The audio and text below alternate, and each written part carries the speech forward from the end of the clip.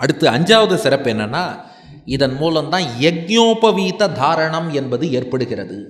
யஜ்ஞோபவீத தாரணம், தாரணம்னா அணிந்து கொள்ளுதல், தரித்து கொள்ளுதல். யஜ்ஞோபவீதம்னு பூணலுக்கு பேர். நாம் புரியணுங்கிறதுக்காக சேக்ரட் த்ரெட் பூணல்னு சொல்கிறோம். சாஸ்திரோக்தமாக சொல்லணும்னா யஜ்ஞோபவீதம் என்று சொல்ல வேண்டும். யஜ்ஞம் என்பது யாகத்தை குறிக்கும்.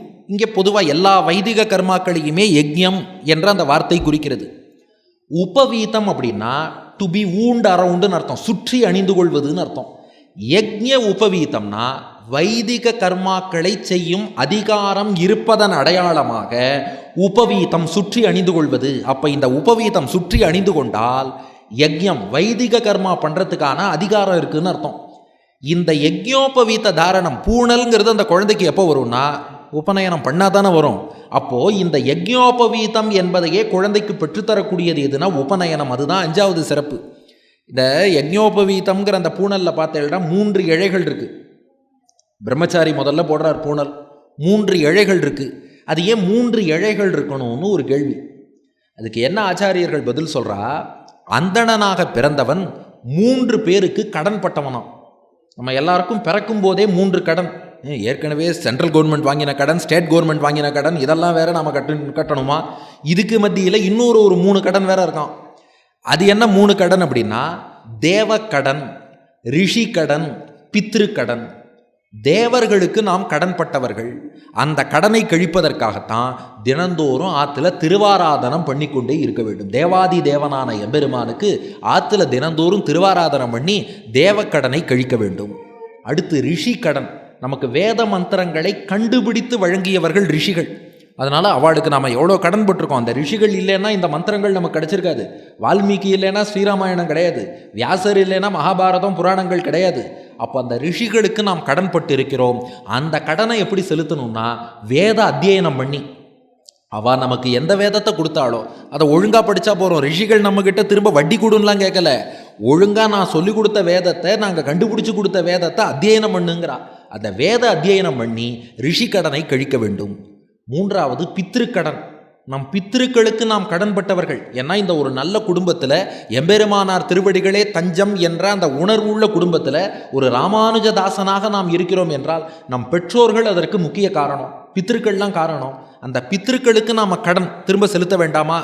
பித்ருக்கடனை எப்படி செலுத்துவது? பித்ருக்கர்மா பண்ணுறது தனி, பித்ரு கடனை எப்படி செலுத்தணுமா? நாமும் நல்ல குழந்தைகளை பெற்று அவர்களை சம்பிரதாயப்படி நடக்க வைத்து அவர்களை தர்மப்படி வாழ வைத்து தர்மத்தை காப்பது தான் பித்ருக்கடனம். அப்போ பெருமாளுக்கு செய்யும் திருவாராதனம் தேவக்கடன், வேத அத்தியனம் செய்வது ரிஷி கடன், பிள்ளைகளை பெற்று தர்ம வழியில் வாழ வைப்பது பித்ருக்கடன். இந்த 3 பேருக்கு நீ கடன் பட்டவன்னு காட்டத்தான் 3 இழைகளில் பூணலை மாட்டியாச்சு. அப்போ அந்த பூணலில் உள்ள 3 இழைகளை பார்க்கும்போதும் நான் 3 கடன் பட்டவன், நான் 3 கடன் பட்டவன்.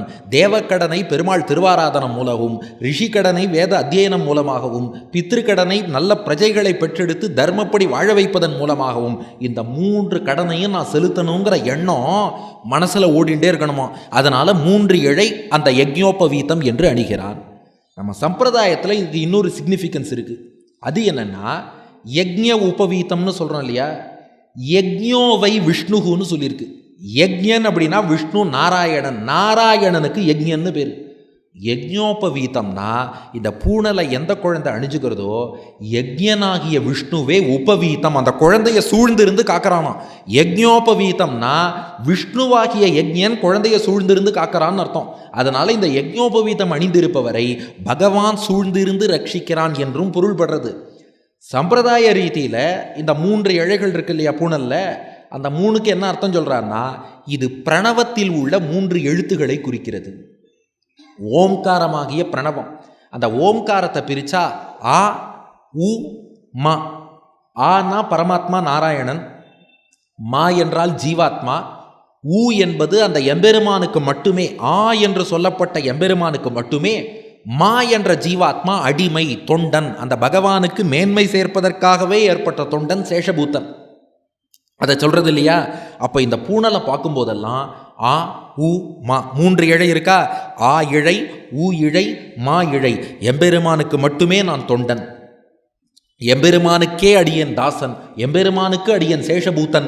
இந்த எண்ணம் 3 இழையை பார்க்கும்போது 3 எழுத்தாகிய பிரணவம் நினைவுக்கு வரணுமா? அப்போ இந்த உபநயனம் என்பது ஒவ்வொரு ஸ்ரீ வைஷ்ணவனுக்கும் முக்கியம். அந்த பூணலை பார்க்கும் போதெல்லாம் எம்பெருமானுக்கு தான் தொண்டன் என்ற அந்த சேஷத்துவம், அந்த உணர்வு இருந்து கொண்டே இருக்கும். இந்த சேஷத்துவங்கிற உணர்வு இருந்தால் அதுதான் நம்ம பண்ணுற எல்லா பாபத்துக்கும் பிராயஷ்சித்தம். இது விஷ்ணு புராணம் சொல்லியிருக்கு. உலகத்தில் மிகச்சிறந்த பிராயஷ்சித்தம் என்னன்னு கேள்வி. அதுக்கு பராசர முனிவர் சொல்றார், பிராயஷ்சித்தானி அசேஷாணி தப கர்மாத்மகானி வை யானி தேஷாம் அசேஷானாம் கிருஷ்ணானுஸ்மரணம் பரம். எம்பெருமானுக்கு நான் தொண்டன், எம்பெருமானுக்கு அடியன் சரீரம். நம்ம பெருமாளுக்கு சரீரமாக இருக்கோம், உள்ள ஆத்மாவா பெருமாள் இருக்கார். இதை தியானம் பண்ணால் எல்லா பாபத்துக்கும் பிராயஷ்சித்தமா. இது நம்ம சம்பிரதாயத்தில் இது ஒரு பெரிய விஷயம் இருக்குது. அடியன் கல்யாணத்திலே இது நடந்தது. அடியன் கல்யாணத்தில் எல்லாம் ஆயிடுத்து, இந்த பிரதான ஹோமமும் ஆகி வாத்தியார் சுவாமி என்ன பண்ணார், அடுத்து இந்த ஸ்லோகம் சொன்னார், பிராயஷ்சித்தானி அசேஷானி தப கர்மாத்மகானி வை யானி தேஷாம் அசேஷானம் கிருஷ்ணானுஸ்மரணம் பரம் சொல்லிட்டு கிருஷ்ண கிருஷ்ண கிருஷ்ணான் 12 தடவை சொல்லுங்கன்னார். கவனிச்சிருக்கேடா? சொல்லுவா கிருஷ்ண கிருஷ்ண கிருஷ்ணா கிருஷ்ண கிருஷ்ண கிருஷ்ணா 12 தடவை. அடியன் பேசாமையே இருந்தேன். சொல்லுங்கோ கிருஷ்ண கிருஷ்ண கிருஷ்ணா 12 தடவை சொல்லுங்கன்னார். மறுபடியும் பேசாமலே இருந்தேன். சொல்ல மாட்டேங்கிறேன்னார். அப்போது கல்யாணத்தில் பிரம்மான்னு சொல்லுவா ஒரு ஸ்தானம். அதாவது வாத்தியார் சுவாமி ஒன்று பண்ணிட்டு இருந்தாலும் பிரம்மான்னு ஒரு ஸ்தானத்தில் ஒருத்தர் உட்காந்து சூப்பர்வைஸ் பண்ணுவார். அடியன் கல்யாணத்தில் கருணாகராச்சார் சுவாமி பிரம்மாவாக உட்காந்துருந்தார். சுவாமியை பார்த்து கை கூப்பினேன், என் சிஷ்யன் கரெக்டாக தான் பண்ணுறான்னார். ஏன்னா எம்பெருமானார் சம்பிரதாயத்தில் மட்டும் கிருஷ்ண கிருஷ்ண கிருஷ்ணா அந்த இடத்துல சொல்கிற வழக்கம் இல்லை. உடனே யாராவது இதை மட்டும் கட் பண்ணி வெங்கடேஷ் கிருஷ்ண கிருஷ்ணான்னு நாம சங்கீர்த்தனம் பண்ண வேண்டாம்னு சொன்னான்ருவா. அப்படி சொல்லலை. கர்மா பண்ணி பூர்த்தி பண்ணும்போது பிராயஷ்சித்தானி அசேஷானி ஸ்லோகம் சொல்லும்போது அங்கே கிருஷ்ண கிருஷ்ணான்னு நாமத்தை சொல்லும் வழக்கம் கிடையாது, நம்ம சம்பிரதாயத்தில் கிடையாது. அவன் கரெக்டாக தான் பண்ணுறான்னார். அந்த வாத்தியார் ஏன்னு கேட்டார்.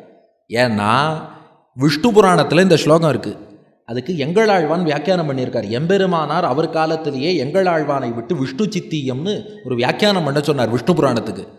அந்த வியாக்கியானத்தில் எங்களாழ்வான் சாதிக்கிறார். அந்த ஸ்லோகம் என்ன சொல்லியிருக்குன்னா, கிருஷ்ணஸ்மரணம் பரம்னு சொல்லலை, பிராயஷ்சித்தானி அசேஷாணி தப கர்மாத்மகானி வை யானி தேஷாம் அசேஷானாம் கிருஷ்ண அனுஸ்மரணம் பரம்னு சொல்லியிருக்கு.